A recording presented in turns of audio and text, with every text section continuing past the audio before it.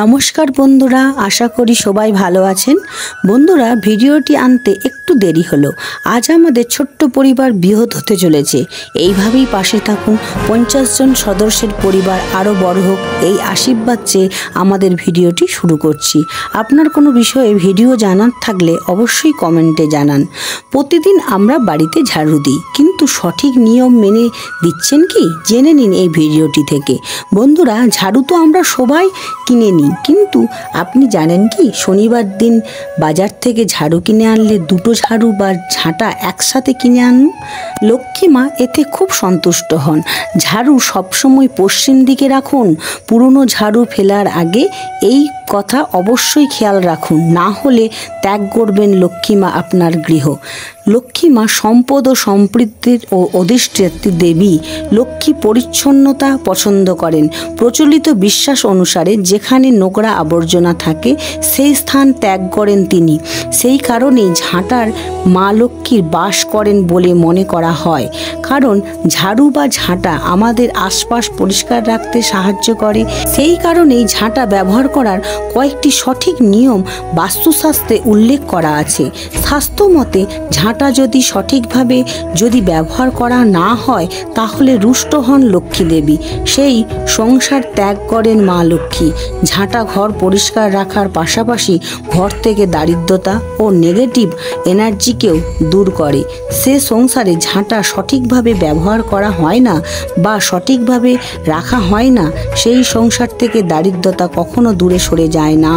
পুরনো ঝাঁটা যে কোনো দিন বাড়ির বাইরে ফেলে দেবেন না। বৃহস্পতিবার ও শুক্রবার ফেলবেন না। মা লক্ষ্মী রুষ্ট হন।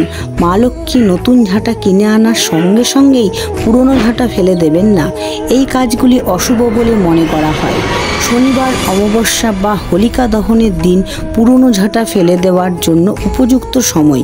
পুরনো ঝাঁটা পুড়িয়ে ফেলবেন না। এর ফলে সংসারের দারিদ্রতা চরম আকার নিতে পারে। কোনো ব্যক্তি আর্থিক সংকটে থাকলে তাকে ছোট্ট সোনার ঝাঁটা তৈরি করে বৃহস্পতিবার দিন ঠাকুর ঘরে বা ঠাকুরের আসনে রেখে দিন। পরের দিন এই সোনার ঝাঁটাটি নিয়ে আলমারির লকারে রেখে দিন। এর ফলে আপনার বাড়িতে সব সময় অর্থে পূর্ণ থাকবে। কোনো প্রাণীকে ঝাঁটা দিয়ে মারবেন না, এটি অশুভ বলে মনে করা হয়। এর ফলে সংসারে দারিদ্রতা দেখা যায়। শনিবার ও অমাবস্যার দিন যদি পুরনো ঝাড়ু ফেলে দেন তাহলে নতুন অবশ্যই ঘরে আনবেন। নতুন ঝাঁটা না আনলে আপনার ঘরে দারিদ্রতা কাটবে না। আপনার জীবনে কখনোই কাজে সাফল্য মিলবে না। পরিবারে ও দাম্পত্য জীবনে অশান্তি লেগেই থাকবে। ঝাঁটাকে দেবী লক্ষ্মীর রূপ বলে মনে করা হয়, তাই ঝাঁটা ফেলার সময় কখনো কারোর গায়ে যাতে স্পর্শ না করে সেদিকে লক্ষ্য রাখতে হবে। সঠিক স্থানে গিয়ে ঝাড়ু ফেলুন। ঝাঁটা ফেলার আগে কখনোই থুতু দেবেন না, এতে মা লক্ষ্মী খুব রেগে যান। আর বাড়িতে ঝাঁটা রাখলে সেই ঝাড়ুতে কখনোই যেন পা না লাগে। পুরনো ঝাঁটাকে ঘরে যে কোনো জায়গায় লুকিয়ে রাখুন এবং যে কোনো উপযুক্ত স্থানে রাখুন। সবার আড়ালে গিয়ে লুকিয়ে ঘরের বাইরে তা ফেলে দিন। যদি এই কাজটি করেন তাহলে মা লক্ষ্মীর কৃপায় আপনার জীবনে সাফল্য আসবে। জীবনে আপনি অনেক এগিয়ে যেতে পারবেন। আপনার আর্থিক দিকে অনেক উন্নতি হবে। তবে অবশ্যই মনে রাখবেন, একাদশী, বৃহস্পতিবার ও শুক্রবার কখনোই পুরনো ঝাড়ু ফেলবেন না। বৃহস্পতিবার ও শুক্রবার মা লক্ষ্মীর দিন। এই দিন ঝাঁটা নিক্ষেপ করলে মা লক্ষ্মী রেগে যান এবং কোনো ব্যক্তিকে রাজা থেকে ফকির পর্যন্ত তিনি করে দিতে পারেন। তার চাকরি পর্যন্ত চলে যেতে পারে এবং শারীরিক অক্ষম হয়ে যেতে পারেন। তাই অবশ্যই এই দুটি দিন কখনোই ঝাড়ু বাইরে ফেলবেন না।